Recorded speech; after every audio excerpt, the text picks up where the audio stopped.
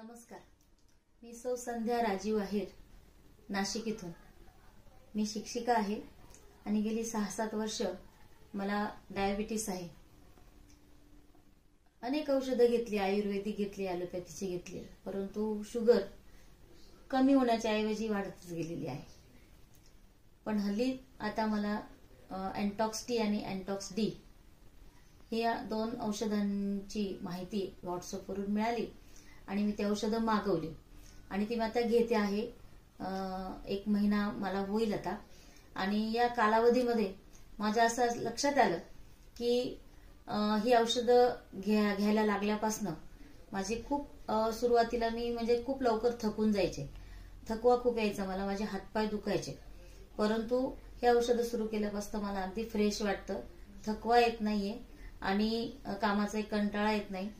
आणि दुसरी गोष्ट म्हणजे शुगर सुद्धा माझी पूर्वीपेक्षा आता थोडीशी कमी झालेली आहे।